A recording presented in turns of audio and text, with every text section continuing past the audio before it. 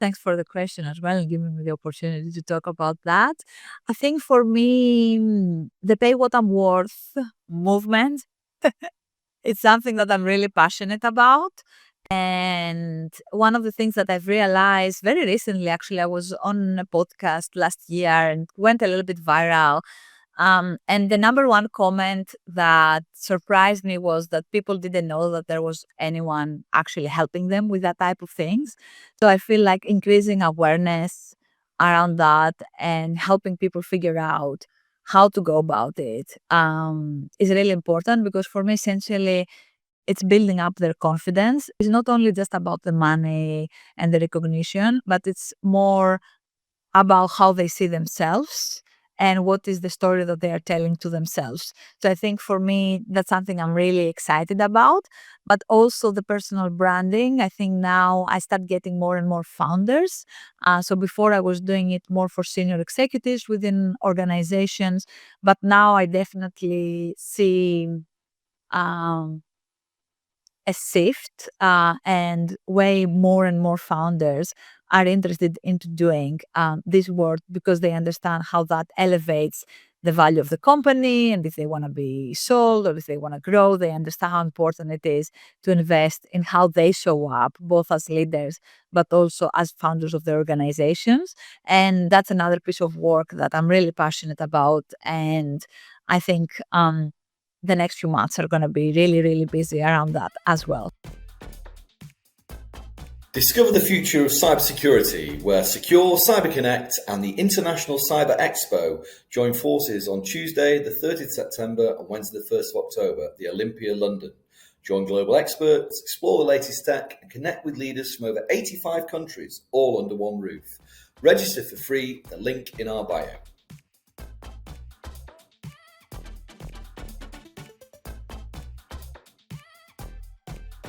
This is the Secure CyberConnect podcast with Jay Adamson and Warren Atkinson, where we're joined by information, cybersecurity, technology and talent acquisition professionals who share their journeys, unique perspectives and offer advice and guidance. Our topics on this episode will be getting paid what you're worth, promotions, pay raises and confidence for cyber and tech careers. Today we're thrilled to be joined by Yota Trom. Yota is on a mission to transform how leaders see themselves, turning self-doubt into unstoppable confidence, and she's helped more than 500 professionals to secure promotions, negotiate pay rises, and step into leadership roles with confidence. With a background in tech and years of experience coaching founders, executives, and rising leaders, she knows the unspoken rules of how career progression really works and why hard work alone isn't enough. Yota is known for making complex career strategies simple, relatable, and actionable. Her talk blends sharp insights with practical tools that audiences can use straight away. When Yota speaks, people don't just feel inspired, they leave equipped with the clarity, confidence, and strategies to finally get paid what they're worth. As a software engineer turned coach who's worked inside Amazon, Yahoo, and many more, Yota has an inside view of some of the biggest companies in the world and exactly what it takes to make it and actually enjoy your work once you're there. Yota is also the founder of Together in Tech, a very human tech community of over 5,000 individuals. She's also a visiting lecturer and board member for UCL's School of Management and UK delegate for the UN's Commission on the Status of Women. Her clients have won awards like CTO of the Year, doubled their salaries and landed dream roles, all within a few hours of working together. Yota, welcome to the Secure CyberConnect podcast and thank you for joining us today. What an introduction. Thank you so much. I appreciate you taking the time to actually tell a bit more about me. It's amazing to be here and thank you for having me. Jay and myself have been really excited for today's session. Much like ourselves, you empower both individuals and organisations, and I want to commend you for your contributions to both the industry and society. That's great. I can't wait to get started. And could you give us a brief overview of some of the themes and topics we're going to be looking to explore in today's discussion? So obviously I have my areas of expertise quite vary, but I think the things that we do want to focus on today more is all about how do we get people get paid what they're worth, as Jay said in the introduction. So I think our conversation will be a lot around how do you take your next step in your career, what needs to happen, how do you go about asking a promotion or a pay rise, what are some tools that I'm using, and I found them to be super helpful, but also talking a little bit about confidence, because I found that that is the single thing that makes a huge difference whether you are actually going to be successful in taking that next step or not. No, I think it is really important to be deliberate with your actions. And imposter syndrome, for instance, is something that we touched on before, and I know that's a common barrier for leaders. Exactly. So taking things back a little bit, tell us a little bit more about your journey. What drove you to establish Together in Tech, and was there one pivotal moment that you realized this is my destiny? So obviously, I worked in tech for many, many years within corporate environments. But a few years back, I decided to make a career change. I went back to uni. I did a master in positive psychology and coaching psychology, and I started running my own business. And I thought it would be really nice if I could give something back in tech, because it's been an industry that actually led me to where I got to. And I started joining women in tech communities because obviously I was a woman, I was working in tech. Most of my clients from coaching were in tech as well. So I thought it just made sense. And the one thing that I realized was that there were a lot of these communities that they were talking about inclusion, but they were actually excluding all men. So I thought we cannot talk by inclusion if we do not lead by example. So I felt there was a gap back then in the industry of a community that actually welcomes people of any gender and creates a space where we can talk and learn from each other. So that's how the community Together in Tech was born. It's mainly event focused. I'm doing a lot of live events in London. And what I'm trying to do through that part of work is helping people get the soft skills that they need. I think there are amazing tech communities out there that teach all about tech skills. But my focus and my strength is around the soft skills, whether that's confidence, whether it's salary negotiation, whether it's personal branding, leadership, all of these things.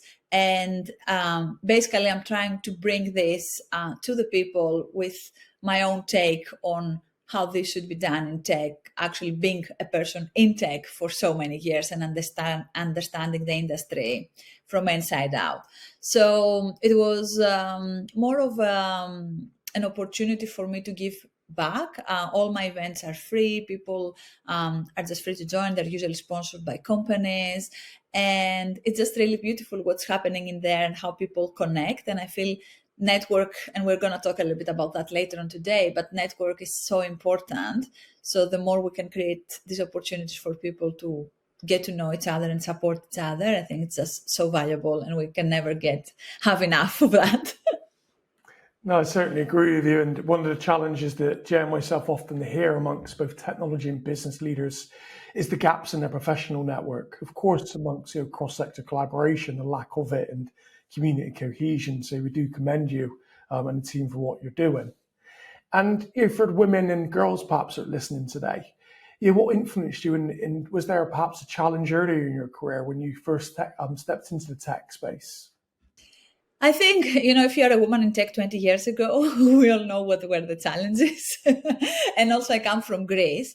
So obviously the culture there is a little bit, a few years back to where UK is. That's actually like one of the countries who are leading the way of like new ideas, new mindsets, and all of that. So for me, it was particularly challenging being a woman in tech back then, being ambitious, wanted to do things. I just didn't feel there were opportunities for me. So that's why I decided to move here in the UK. And what was really interesting is I found myself working in Amazon. Just by applying. I didn't have any connections or anyone. I just applied. There was so much meritocracy that actually for me was an eye opener and really, really refreshing. And even though I managed to get in that company, which was a dream company for me back then, I left from there a year later being burned out. And the reason was because I didn't have great support from a management perspective. Also, one of the things that I realized was that I was seriously underpaid for the amount of value that I was bringing the organization. And obviously, when they did make me the offer, I didn't negotiate because that's not something I knew how to do, or it was even within something that I would consider doing. I was just grateful that I was getting an offer. And leaving Amazon and then after that joining Yahoo, it was a very different experience. I was very well paid. The environment was great. I had an amazing manager who was super supportive. And I think for me, that was that was a big challenge. Like the Amazon years were a big challenge. And then the Yahoo years were such a great opportunity and such a twist in my mindset and how I was seeing things, which actually made me reevaluate a little bit how I hold myself within the industry. And I feel that's what spiraled my career change and all the things that I got to do after that. No, that's great. Really appreciate you sharing. And just looking a bit more about some of the obviously key skills and obviously tricks for wanting to really position yourself for recognition. There's a lot of very talented tech professionals out there. How big of a challenge is it for many of these professionals to, with confidence, actually ask for what they feel they deserve? And why do you think that so many people don't? They hesitate and despite their achievements feel uncomfortable doing so? I think, first of all, yes, it is a challenge. And I think now I have the privilege of having very safe conversations with people. So people open up to me during our coaching sessions. So one of the things that I was really surprised about was how many people, first of all, they do not even understand that they are underpaid or undervalued. That was my number one learning, and something that really shocked me through my coaching journey is that people didn't even know. And of course, I know everybody's salaries and I work with companies, so I know the benchmarks. So when I talk to someone, I can very easily position them to roughly where they should be. And people were just so surprised when they would listen to me saying, oh, you should be getting that amount of money. And so that was the first thing, is like people don't even know that they're underpaid. The second thing, and I think it's a big challenge, is that our generation, I think, and even like maybe a few of the younger generations as well, we've grown with the idea of work hard and you will be rewarded. And probably that was the worst mindset that they taught us, because that is not true. That has changed completely. We live in an age with like social media and all of that. So if we really want to get rewarded and get recognized for what we do, we need to be the ones advocating for ourselves. And that's not about showing off, which is, again, a mindset that was inherited to us. It's just talking about facts and what you brought on the table and value. So I feel the second challenge and why people are not confident is because they think that they're just showing off, and we don't want to do that. And the third reason is because we don't know how to do it. No one is actually teaching us, oh, how do you ask for a promotion? How do you ask for a pay rise? So for me, the first thing I'm saying to someone when they come to me to help them with that is, well, you should not ask for a promotion. You should build a business case. Because this is not about you. This is about the business investing. So we need to shift the mindset that we have around that. And I just think there are not enough people talking openly about this or actually having a process. I think for me, it came a bit organically. So I was helping my clients with leadership. And of course, while we were working, there would come the moment of the annual reviews, the yearly reviews that they do about performance, etc. So they would ask my help with that. And I think naturally that evolved to me developing a process, because I just kept doing that again and again and again with all my clients. So I think unless someone actually is in my position, they wouldn't be equipped to know how to go about it, as I wasn't equipped to do it for my own career while I was in corporate. And I didn't do any of these things. I didn't negotiate. I didn't know how to ask for a promotion. I was just asking how most people do, but it wasn't as effective as it is now for my clients. No, it's definitely a mindset shift for sure. Are there any other things that you could maybe say, advise how professionals can stop continuing to undervalue their own contributions and really step into their worth? I think it's for me, the number one step is mindset. So instead of thinking, oh, I'm asking for a favor, I think we need to change that to, I'm just presenting the value that I brought in the organization, and I'm having a conversation that will empower me and the organization to do the best possible work. And that's why I said before, we want to build a business case. We don't want to ask for a promotion, because the promotion is just about how that benefits the individual. Well, actually, the conversation, you're in a business. So if we are blunt here, what business wants is to make more money. If you tell them how that can happen, then they will be very willing to invest in you. So I feel like that is my biggest tip, is change the mindset. Start thinking about what's the value, how is that benefiting the organization. And I think within that process, and by defining that, this is how you actually will get to the next step of your career, whatever that might be. Yeah, it's like anything really. It's painting the picture, it's getting the buy-in, all of the above. Yeah, thank you for sharing, Yota. And on the business case itself, at a very high level, what are the steps an individual perhaps would need to take to identify what that business case looks like and how to effectively communicate it? So for me, I'm just thinking how to best respond this question. And I think what I think would be really valuable for the people listening is more about what's the process and how I would go about getting to the business case, because there are a few steps before that I think are essential. And if you skip these steps, you won't be able to actually build the business case. So I think I would prefer answering the question by saying, first step is understand what is your market value. So what is it that you bring on the table?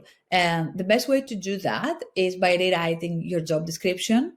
So what most people don't realize is that the job that they're actually doing right now is very different than the job that they were hired to do. And it just might have evolved naturally, but their salary hasn't evolved, or their title hasn't evolved naturally as well. So the first step is rewrite your job description, write everything that you're doing right now. We also have AI, which is like super helpful. Before we had to really sit down and do that. But now what I would suggest is take your initial job description, then take the updated version, put it in ChatGPT, and just ask it, what is the title that corresponds to the level of seniority and the impact that I bring on the role? What 90% of the people will find is that they are one level up from where they were before. And that's the baseline of building the business case, is understanding what's the difference between what you did before and what you're doing right now. Then the next thing that is important is also to identify what's the exact title on the market or within the company. A lot of companies have career frameworks, so it might be pretty easy to position yourself in there. Usually in smaller companies or startups or high growth startups, they do not have such frameworks. So there you might need to actually have a conversation with HR or the manager to just see, where am I positioned exactly? And once you have that, once you understand where you are, that is when you start building the case. In order to build the case, I think the first step is about understanding what's the gap here and what's the opportunity. So strategy. You need to think about, okay, where is it? Why am I asking this promotion? What will the company get by getting me promoted? Will it allow me to do more high-level work and just let go some of the day in, day out stuff that I didn't really need to do, that I should actually have delegated? Is it because there's more respect? Let's say if someone is within sales or any customer-facing role, will a more senior title give me the opportunity to negotiate better, to earn more trust from my clients? So how is my new title going to benefit my presence within my network and what I need to do? But will it help me internally? Is it about getting a buy-in from stakeholders? So first, it's understanding how is this thing that you are asking the company to give you has a direct impact on the company, and then what is the opportunity? The thing that I always say to my clients is that you need to speak with numbers. So don't go high level, just theoretically. The more numbers about the impact that you can provide, the more chances you have that you get a buy-in. And you start by presenting this to your manager and then to other stakeholders as well. Is it worthwhile for leaders to sort of draw inspiration or collaborate with other departments, for instance, to enhance the strength of that business use case, for instance? 100%, because I think a lot of times they might not have the right information. A lot of leaders, I do work a lot with leaders that are like most of my clients. They ask me, they come actually to coaching with a request to develop more strategic thinking. So they're asking, oh, how can I be more strategic? And the answer I'm always giving to them is knowledge is power. You cannot build a strategy if you do not know what's happening, what's the opportunity, what's the cost. So the first thing they need to do is actually go out there to gather all the information. So exactly as you said, Warren, like go to the stakeholders, talk with other departments, talk with other leaders, with peers, maybe more senior leadership. Key people who will give you the information. Sometimes you might also need to do external research. Maybe you need to look at the competition, what's happening, where they're ahead, what could I do if I was in a different position, if I had the opportunity and the power to actually have more influence, and then use all that in order to build a really strong business case for the organization. No, that's brilliant. And so finally, are there any other hidden rules for career progression that most people generally overlook?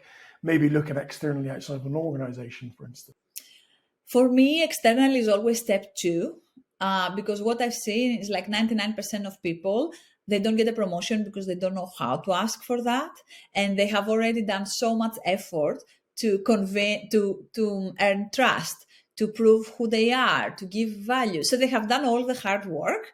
And then they think, oh, I'm never going to get promoted, so I need to search elsewhere. But actually, it's just because you don't know how to do it. And most people do get a promotion when they do it right within their organization. There are some cases where that's not possible, either because of the structure. So a lot of times the problem that we see is like there is not room for promotion because maybe the teams are smaller or there are no budgets. So if there's an objective block, then yes, I would help them to kind of move externally and look something out of the organization. But my advice is always first look internally, because you have done all the hard work. You're just missing a small, not small, it's an important skill, which is about how do you represent yourself and how do you make them see what is the actual value that you brought in the organization. But going back to your question, I think the hidden rules is that I think number one, visibility is as important as performance. So performance itself is not going to get you where you want. It's visibility that's going to do that, and the combination with visibility and performance. Second of all, if you're waiting to ask for a promotion when it's your performance review, it's too late. Promotions are planned and decided months ahead. So the best time to start is now. Whenever is that now, but definitely not when it's your performance review. That's very late. And then also to think a little bit about their network, because a lot of times actually the managers are coming to me to help them ask for a promotion for themselves. So people assume that managers know how to ask for promotions for other people. Well, they don't.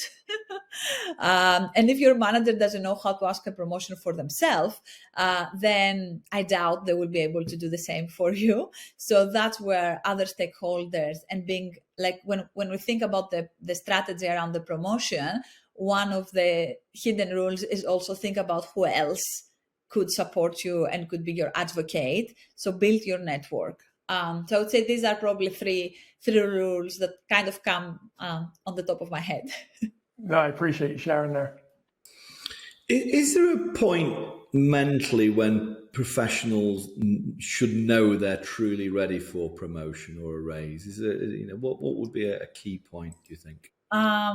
So for me, I always like to be practical. I don't like theory. And I think I'm a coach, right? So I think I like action.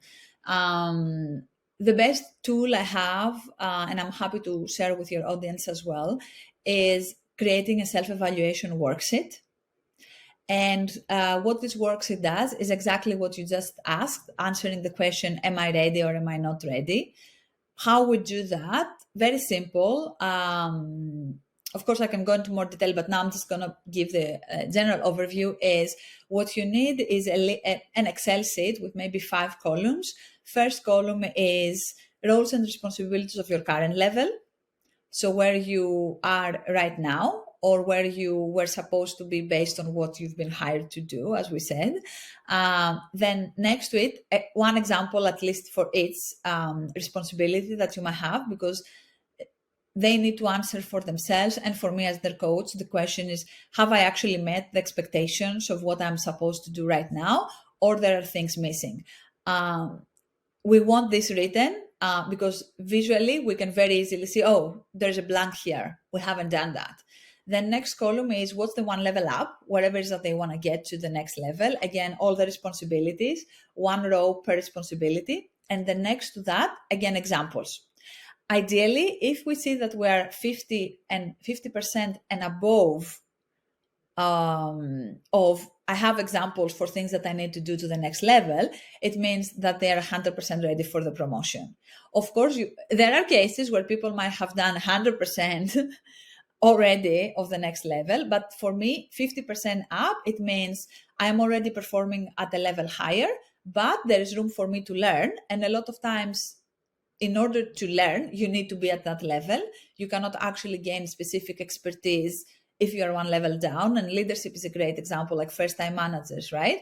The next level up would require you to manage people directly. If you don't have the opportunity to do that in your previous level, that like there's no other way of doing it. So they will need to promote you and give you a team to kind of like check those boxes as well.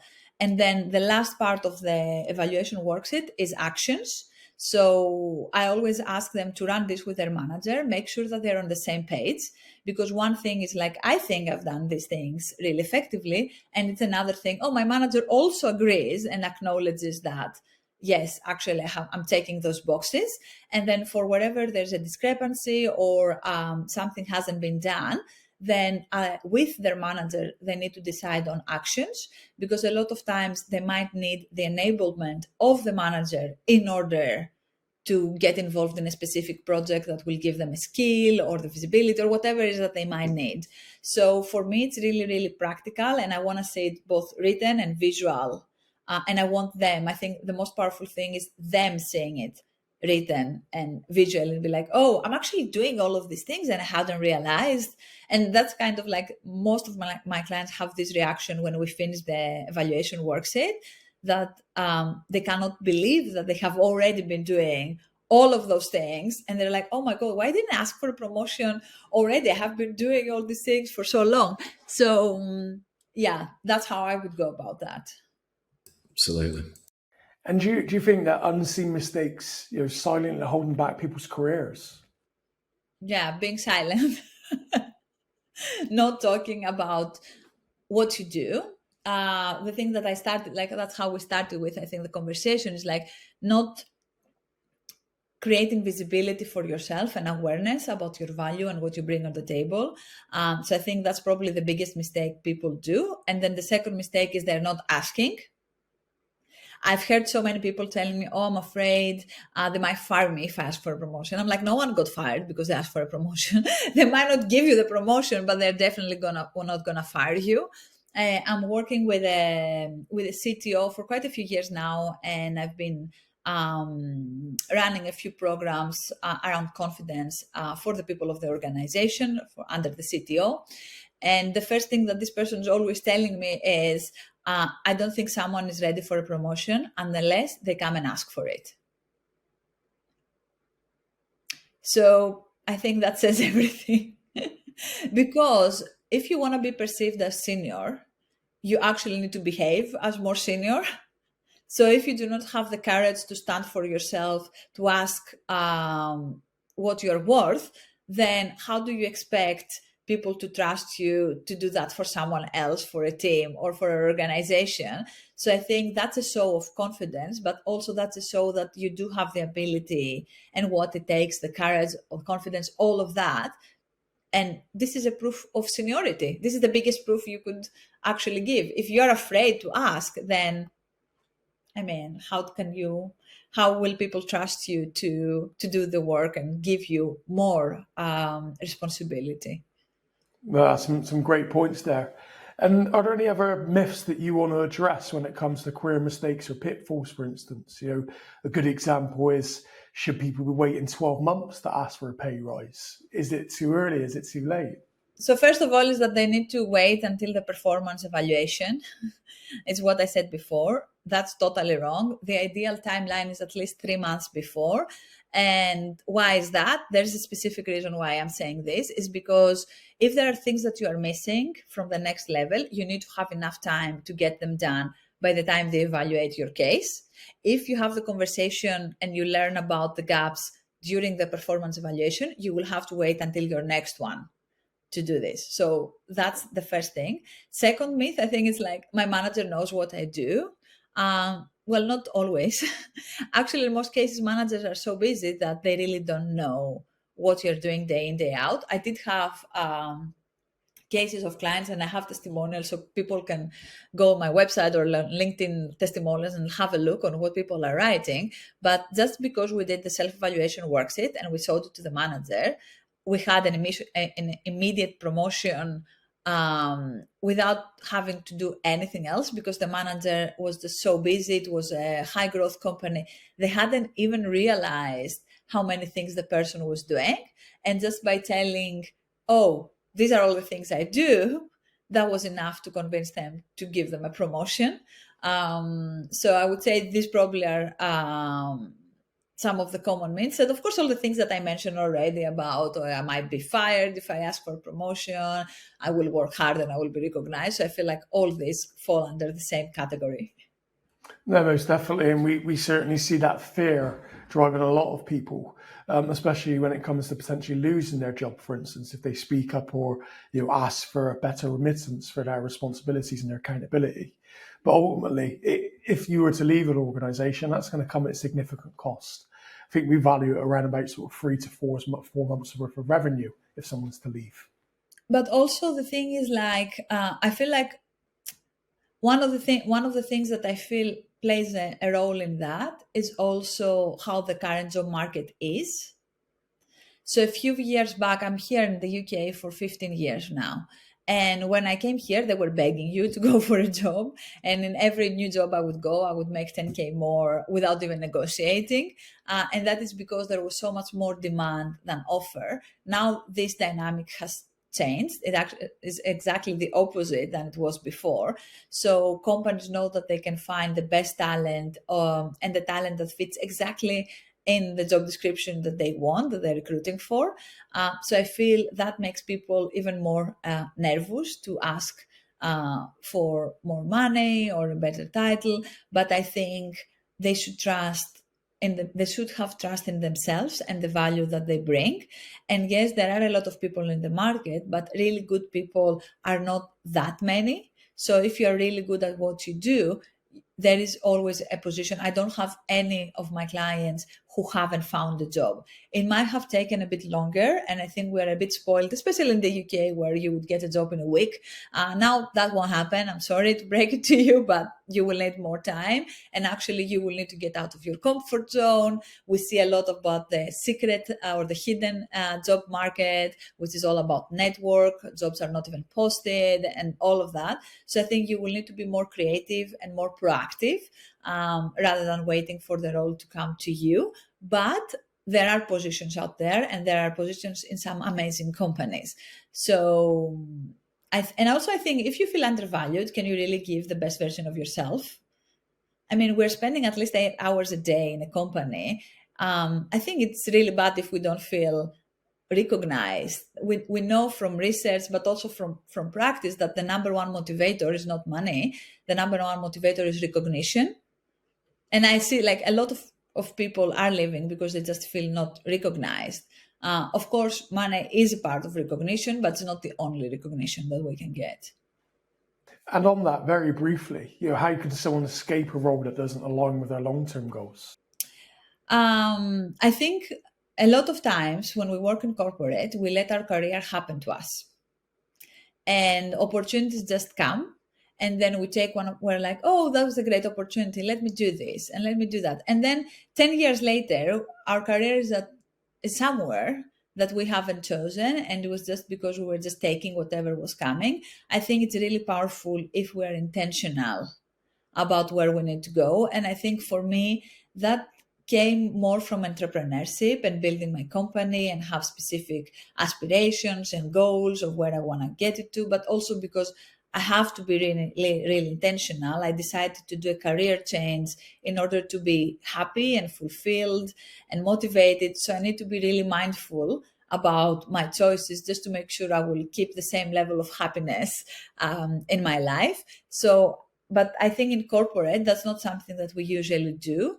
So I think taking a step back and planning your career, thinking about what makes you happy, where do you see yourself, what options there are. A lot of times we might take a path, but that path might have a ceiling that we haven't thought until it's very late, and then it's difficult to pivot because we're too senior at one place but not senior enough for something else. We don't want to take a pay cut, we don't want to do a step back. So I see a lot. I feel like because I have the opportunity to talk with so many people through my work, I get a lot of input about what people are struggling with or what's happening. So I feel like that's such a good question. And I would invite people to really sit down and think through what options their career has for growth based on the direction that they're now, but also what fulfills them and makes them happy as well. And then think a bit more strategically about what they want to do, what's the next step, what opportunities do I say yes, where do I say no, etc.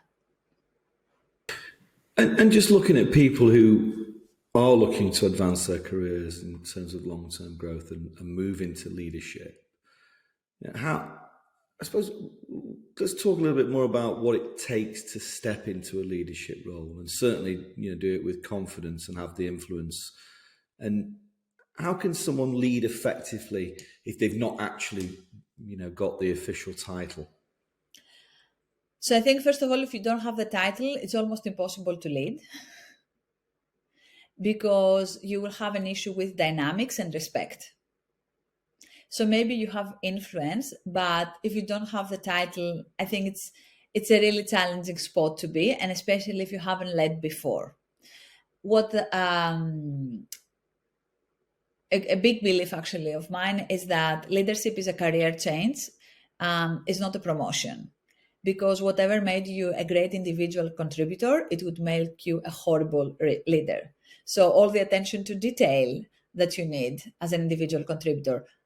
As a leader, you need to look at the bigger picture. So it's the exact opposite skill that you need to develop. And so many others, like obviously for the sake of time, I'm not going to go in detail in all the skills and how opposite they are. But people need to realize that when there's no way to feel confident as a leader, until you actually start developing leadership skills, because it is a new role. It's something different. It requires a whole new set of skill set. So a lot of people have the expectation that one day they will feel, oh, now I'm ready to lead. Well, you probably will never feel ready to lead. So you will need to take a leap of faith, move into a leadership position. And then once you are in that position, you need to think, what support do I need? I feel, first of all, coaching here is super important. Find a really good leadership coach, someone that will give you all the tools that you need from the get-go. Because if you know what are your processes, personally, I use a lot of agile processes within leadership because we are in tech and people know agile processes really well. They've been working with them for many years. It's then about shifting a little bit the mindset and moving them into a leadership mindset, but are similar processes that they can really use. So I would say that's step number one, get the support that you need. Step number two, network. You need the support network. You need people who are there to help you grow into this new role and learn all the skills that you will need to learn. But I think going back to the myths that we said before, I think it's a myth that one day you will wake up and you will be ready to be a leader. I think it's the same thing as a parent, right? When people say, oh, did you feel ready to be a parent? I mean, like, are you ever ready to feel a parent? I have a daughter, she's 5. I could never say that, oh yeah, now I'm ready to become a mother and I know exactly what I need to do. And it's only when I was actually in the role, I mean, you have to figure it out, right? So, and you learn the skills, and these are skills that you can only learn on the spot while the challenges are coming up. No one can prepare you if a team member is underperforming. Like, you can learn all the theory, but the practice is going to be completely different because you have different personalities, different dynamics. You will have, the situation will be different every single time. So I think you will need to trust the fact that people trust you to be there. You are not there by chance. They're not offering you this opportunity by chance. It's because they saw something in you and they believe you have the potential. And I feel that's all you have at that point to make the decision. And then you just have to do anything that it takes to develop the skills as quickly as possible and get the support that you need in order to do that. Sure. And looking a little bit more about the events that are coming up, event season's pending, and obviously International Cyber Expo, a big part of this. From your own experience in terms of attending industry events and conferences that help tech professionals accelerate their careers and expand their influence and turn their insights into real world results, what are your thoughts on attending these events? And from your own experience, how do you think it helps professionals not necessarily step into leadership roles, as we've just touched on, but effectively identify mentors and collaborators and role models and so on? First of all, I'll start by saying your network is your net worth. And you probably have heard that before. I live by that. So I think the stronger the network, the stronger the opportunities you will have. So for me, that's why it's essential to actually be present in these events. I am going to these events too.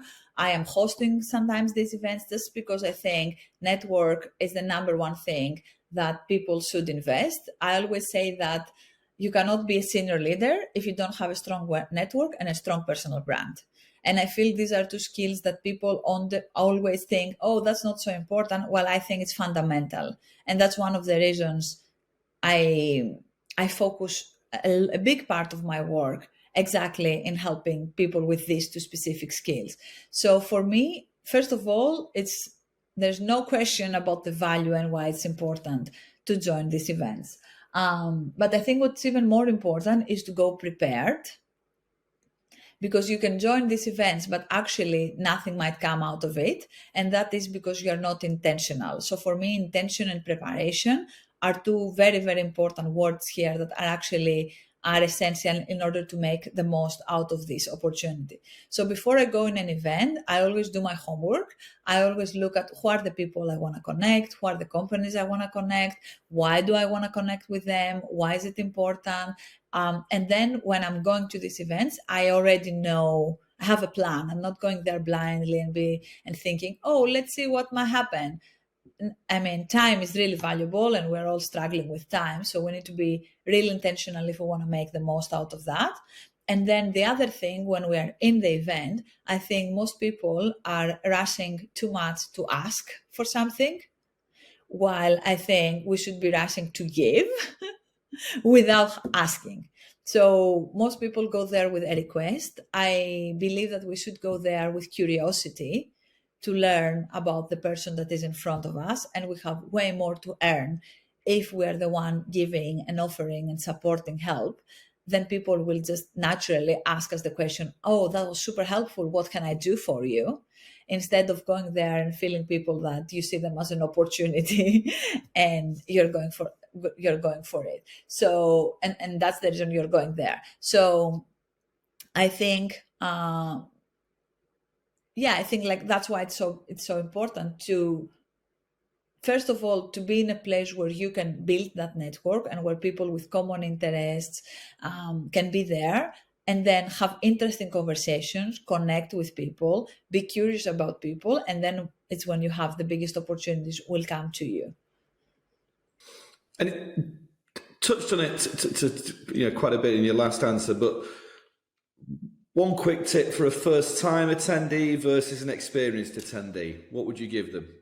As I said, curiosity, preparation, and the third, follow up. So what I do when I go to events is when I speak to someone, I will always connect on LinkedIn. And because I know I won't remember the people that I connected to, I also do a quick screenshot right on the spot. So I remember who are the people. Sometimes I might go on the side and I might make some notes because maybe they told me something interesting about themselves, about their company. So there might be, usually, as I said, because I go with curiosity to meet the people, I'm not going with my agenda there. I'm just talking to people. So I always have interesting conversation and I learned something that they're interested in. So I will make a very quick note for myself. So if I see an article or if I see an event that I think they'll be interested or anything that can be an anchor to our conversation and I can give value to them, I'll make a very quick note and say, oh, I met Ben. Ben was interested for cyber security. Oh, I'm joining this event. Let me say maybe he wants to join. I'll send him the link. So maybe I'll make just a very quick note, but always follow up because people are meeting all these people during an event, so they won't remember you. Don't take that personally. It's not because you're not memorable. You're amazing. It's a matter of like facts. So just follow up, remind them what you talk about, give them value wherever it's possible, and then keep that connection instead of just connecting on LinkedIn and then let that connection die slowly with time. And you don't need to do that with everyone. I guess there will be a few people that you really felt there was something there. So do it for the people that are actually interested in. Don't be fake because people understand when we're fake. So I would say just be genuine and authentic and be yourself and just really connect on a human level. And I think business connections, at least for me, I've never gotten any business from any like just business connections. It all came from people that we met. We really liked each other. There was a level of trust. There were common things, mindsets, values, things that we aligned on, and that resulted into work. Yeah, 100%. No, that's brilliant. And obviously, you're going to be both speaking and attending the summit itself, the expo. What are you excited about the most in terms of people you're looking to meet, and what are you looking to learn at the event? I think for me, obviously, I come from tech. I don't have an expertise on cyber specifically. I do have a lot of clients from that part of the industry. So for me, first of all, it's very interesting, especially with the AI, which I think it's the biggest tech revolution that we have in our time. I think internet was the previous one, and then maybe the computer was the one before. So I think AI, we're ahead of like such a massive change that we already see it coming up, and that is going to affect the industry. And I think all of us, we need to be prepared for a mindset shift and to just be ready to reinvent ourselves because tech is going to reinvent itself as well.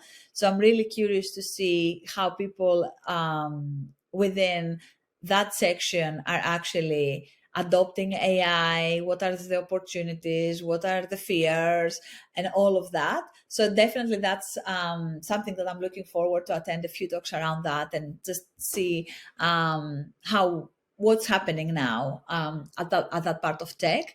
And then obviously I'm really excited for my talks. Talking about personal branding in the conference, which obviously is one of my favorite topics. So I really hope I can shift the mindset of people about what personal branding is, and instead of hate it, to start loving it and make it in a way that feels real and true to them.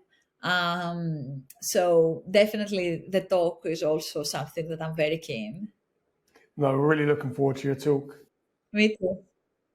And we also appreciate you sharing the perspective and obviously the insights there, especially around ICE itself.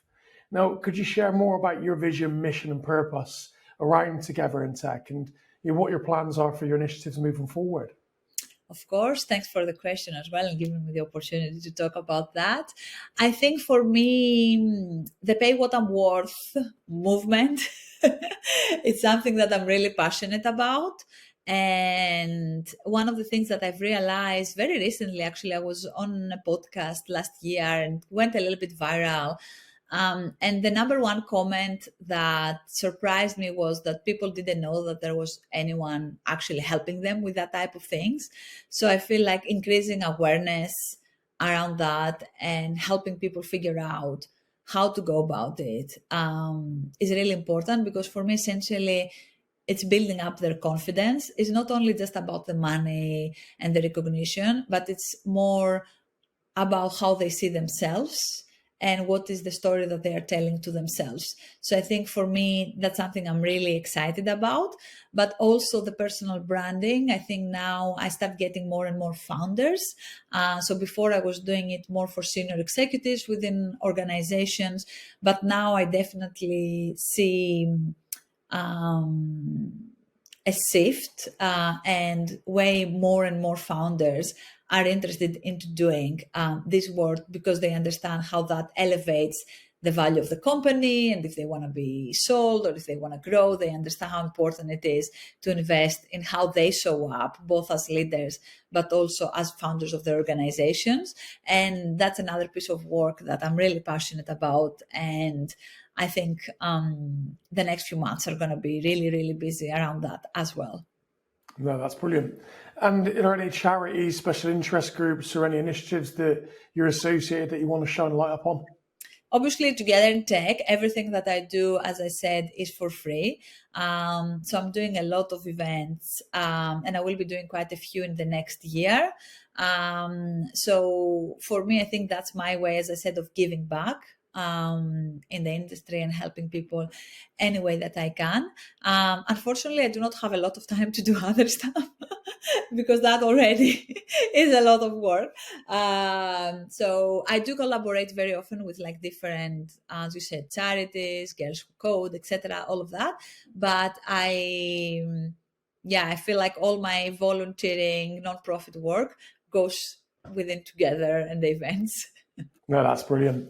And for our listeners that want to stay connected beyond the Secure Cyber Connect community platform, where else can they hear from you and, of course, reach out to you? So first of all, please connect with me on LinkedIn. I think that's like my favorite channel and the one, it's like the one I use the most. But also, because I mentioned earlier on the Worksheet, if you want to get a copy of that, you can go at paywhatimworth.com. And in there you can find, and I'm going to send you as well the link if you want to include it, but there they can find, first of all, the process that I'm following that I briefly mentioned, along with the worksheet for being able to evaluate whether they're ready for the next step of their promotion or not. It's free to download. So you can, feel free to do that. You're also going to be joining my newsletter and learn a little bit more about the things that I'm doing, the strategies, the tools, all of that. Yeah, that's brilliant. We'll certainly include that in the show notes for all of our listeners. Amazing. Thank you so much for having me. That was great. Yota, it's been a truly fascinating topic, really, and something I don't think anybody, is exempt from. I think we're all guilty of hiding our light under a bushel and at times, and I think, as you've touched on, there's been some really, really vitally important insight for people. So, amazing episode. Thank you so much. I'm sure everyone will have got a huge amount of value from it. If people want to continue the discussion and for more sustained engagement, as always, we invite you to join the Secure Cyber Connect community, where we offer a range of solutions for tech and security professionals at no cost.